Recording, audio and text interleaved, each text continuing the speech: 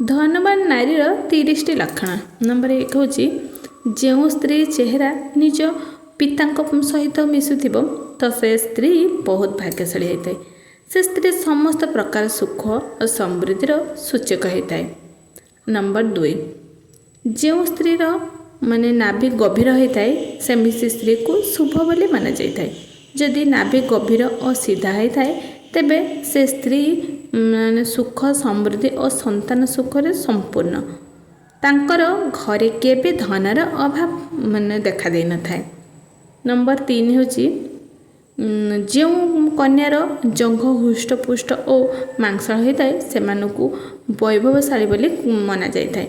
ତାଙ୍କର ସ୍ୱାମୀଙ୍କ ଘର ପରିବାର ତଥା ଭୌତିକ ସୁଖର ଭରପୁର ଲାଭ ମିଳିଥାଏ। ନମ୍ବର 4 ହେଉଛି ଯେଉଁ ସ୍ତ୍ରୀର ଶରୀର ହାତୀ ସମାନ ଆଗକୁ ଉଠିକି ଥିବ ତାଙ୍କ ଶରୀରଟି ତାହେଲେ ସେ ସ୍ତ୍ରୀ ସୌଭାଗ୍ୟଶାଳୀ ହୋଇଥାଏ। ସେ ସ୍ତ୍ରୀ ନିଜ ସ୍ୱାମୀ ପାଇଁ ଲକ୍ଷ୍ୟ ହୋଇଥାଏ। ଏମିତି ସ୍ତ୍ରୀ ଦ୍ୱାରା ଘର ପରିବାର ସମୃଦ୍ଧି ଲାଗି ରହିଥାଏ। ନମ୍ବର 5 ହେଉଛି ଯେଉଁ ସ୍ତ୍ରୀର ନାଭି ପାଖରେ କିମ୍ବା ନାଭି ତଳେ କଳା ଯାଇ ରହିଥାଏ ସେ ସ୍ତ୍ରୀ ଭାଗ୍ୟଶାଳୀ ହୋଇଥାଏ ଓ ପରିବାରରେ ସୁଖ ଶାନ୍ତି ଲାଗି ରହିଥାଏ।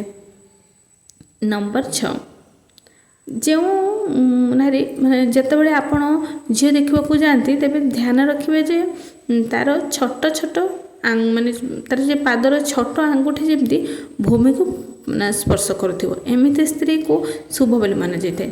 ତାଙ୍କ ଜୀବନରେ କୌଣସି କଷ୍ଟର ସାମ୍ନା କରିବାକୁ ତାଙ୍କୁ ପଡ଼ିନଥାଏ। ସେଥିପାଇଁ ସେଇଟାକୁ ଲକ୍ଷ୍ୟ କରିବେ ସେ ଛୋଟ ଆଙ୍ଗୁଠିଟା ଭୂମିରେ ଯେମିତି ବାଜୁଥିବ। ନମ୍ବର 7 ଯେଉଁ ସ୍ତ୍ରୀର ଦାନ୍ତ ଲମ୍ବା ହୋଇଥାଏ ତାଙ୍କୁ କେବେ ବି ଧନ ସମ୍ବନ୍ଧୀୟ ଅସୁବିଧାର ସାମ୍ନା କରିବାକୁ ପଡ଼ିନଥାଏ ଆଉ ତାଙ୍କ ପାଖରେ ସବୁବେଳେ ମା ଲକ୍ଷ୍ମୀଙ୍କର ଆଶୀର୍ବାଦ ରହିଥାଏ। ନମ୍ବର 8 ହେଉଛି ଯେଉଁ ସ୍ତ୍ରୀର ପାଦରେ ଶଙ୍ଖ ଆଉ ଚକ୍ର ଆଉ ପଦ୍ମ ଚିହ୍ନ ରହିଥାଏ ଏମିତି ସ୍ତ୍ରୀ ଭାଗ୍ୟଶାଳୀ ହୋଇଥାନ୍ତି। ଏମିତି କନ୍ୟା ତାଙ୍କ ଜୀବନରେ ବହୁତ ଉଚ୍ଚ ପର୍ଯ୍ୟନ୍ତ ପହଞ୍ଚିଥାନ୍ତି। ଆଉ ନମ୍ବର 9 ହେଉଛି ଯେଉଁ ସ୍ତ୍ରୀର ବାଳ ଲମ୍ବା ହୋଇଥାଏ ସେ ସ୍ତ୍ରୀ ବହୁତ ଭାଗ୍ୟଶାଳୀ ହୋଇଥାଏ। ସେ ତା ଜୀବନରେ ବହୁତ ସୁଖ ସୁବିଧା ପାଇଥାଏ। ନମ୍ବର 10 ଯେଉଁ ସ୍ତ୍ରୀ ତାର ନେତ୍ର ପଦ୍ମ ପାଖୁଡ଼ା ସହିତ ସମାନ ହୋଇଥାଏ ଆଉ ଧଳା ଭାଗରେ ପୁରା କ୍ଷୀର ସହ ସମାନ ପୁରା ସେଇ ଯେ ଆଖିର ଆମର କଳା ଡୋଳାଟା ତା ଚାରିକଟେ ଯେ ଧଳା ସେଇଟା ପୁରା କ୍ଷୀର ଭଳିଆ ଧଳା ହୋଇଥାଏ ସେ ସ୍ତ୍ରୀ ବହୁତ ଭାଗ୍ୟବର୍ଦ୍ଧକ ହୋଇଥାଏ।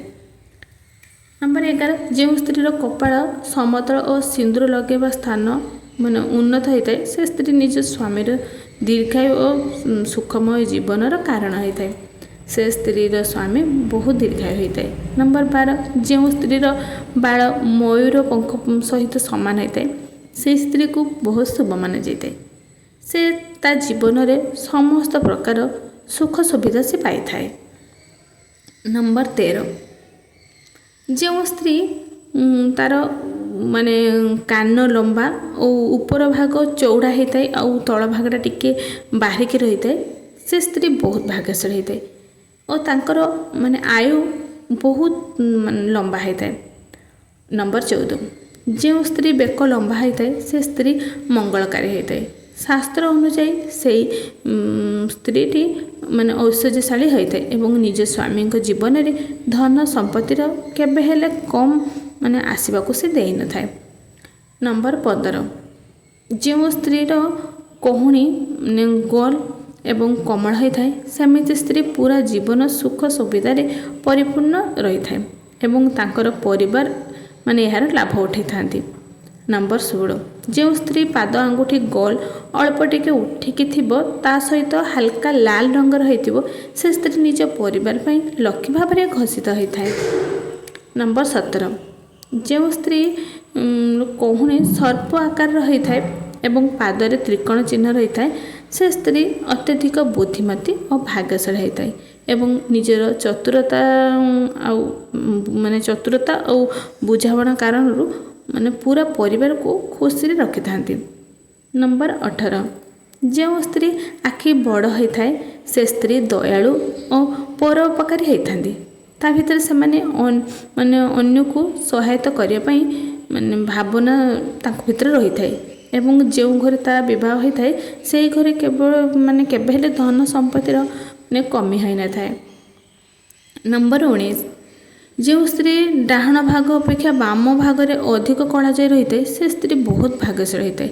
ସେ ସ୍ତ୍ରୀ ନିଜ ପତି ଓ ଶ୍ୱଶୁର ଘର ପାଇଁ ଭାଗ୍ୟଶାଳିନୀ ମାନେ ହୋଇଥାଏ। ତାଙ୍କ ଜୀବନରେ କେବେ ବି ଧନ ଦୌଲତର ଅସୁବିଧା ହୁଏ ନାହିଁ। ନମ୍ବର 20, ଯେଉଁ ସ୍ତ୍ରୀ ପାଦ ଲମ୍ବା ହୋଇଥାଏ ସେ ସ୍ତ୍ରୀ ମା ଲକ୍ଷ୍ମୀଙ୍କ ସ୍ୱରୂପ ହୋଇଥାଏ। ତାଙ୍କ ଜୀବନରେ କେବେ ହେଲେ ଧନ ସମ୍ପତ୍ତିର ଅଭାବ ହୋଇନଥାଏ। ମା ଲକ୍ଷ୍ମୀଙ୍କର ଆଶୀର୍ବାଦ ସର୍ବଦା ତାଙ୍କ ଉପରେ ରହିଥାଏ।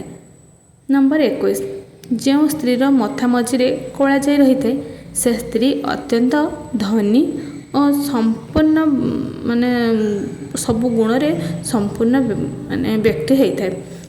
ଯେ ବ୍ୟକ୍ତିକୁ ସେ ବିବାହ କରିଥାଏ ସେ ତା'ର ବି ବହୁତ ମାନେ ଭାଗ୍ୟ ବଦଳି ଯାଇଥାଏ। ସେ ଧନ ସମ୍ପତ୍ତିରେ ପରିପୂର୍ଣ୍ଣ ହୋଇଥାଏ ଆଉ ଜୀବନରେ ସମୃଦ୍ଧିରେ ଭରପୁର ହୋଇଯାଇଥାଏ।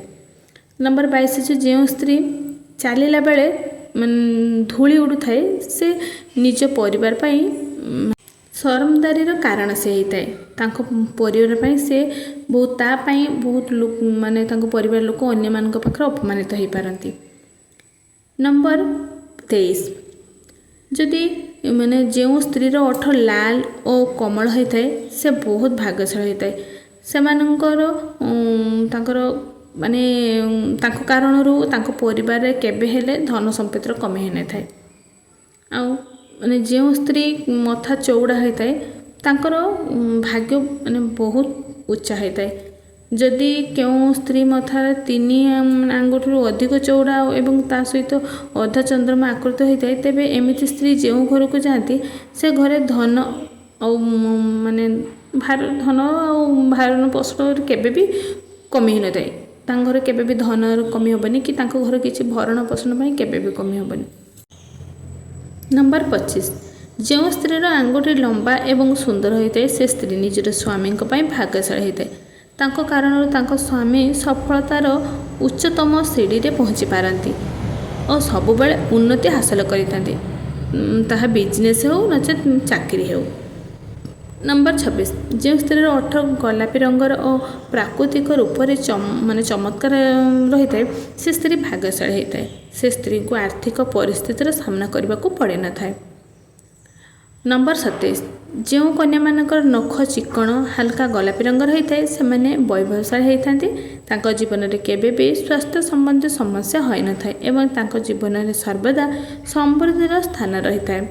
ନମ୍ବର 28, ଯେଉଁ ସ୍ତ୍ରୀର ମାନେ ଆଙ୍ଗୁଠିର ମାନେ ଜଡ଼ ସଫା ଏବଂ ସ୍ପଷ୍ଟ ଦେଖାଯାଏ ସେ ନିଜ ପରିବାର ପାଇଁ ସୁଖ ସମୃଦ୍ଧିର କାରଣ ହୋଇଥାଏ ଓ ନିଜ ସ୍ୱାମୀକୁ ବେପାର ଏବଂ କ୍ୟାରିୟରରେ ସର୍ବଦା ସଫଳତା ମିଳିଥାଏ। ତାପରେ ନମ୍ବର 29, ଯେଉଁ ସ୍ତ୍ରୀର କାନ ପଛପଟେ ହାଲକା କଳାଜାଇ ରହିଥାଏ ଯେ ସ୍ତ୍ରୀ ତାର କାନ ପଛପଟେ ଦେଖିବେ ଗୋଟେ କଳାଜାଇ ଥିବ ସେ ସ୍ତ୍ରୀ ଧନବାନ ଓ ଭାଗ୍ୟଶାଳୀ ହୋଇଥାଏ। ସେ ନିଜ ପରିବାରକୁ ସମ୍ପୂର୍ଣ୍ଣ ଖୁସିରେ ରଖିଥାଏ। ନମ୍ବର 30, ଯେଉଁ ମହିଳାମାନଙ୍କ ମଥାରେ ବିନା ଚିହ୍ନରେ ରେଖା ଥାଏ ଆଉ ସେ ମହିଳା ନିଜ ପରିଶ୍ରମ ଦ୍ୱାରା ପରିବାରରେ ସମୃଦ୍ଧି ତା ପରିବାରକୁ ସେ ସମୃଦ୍ଧି କରିଥାଏ। ତା ଦ୍ୱାରା ପରିବାରରେ ସର୍ବଦା ଖୁସିର ଲହରୀ ଖେଳି ଯାଇଥାଏ।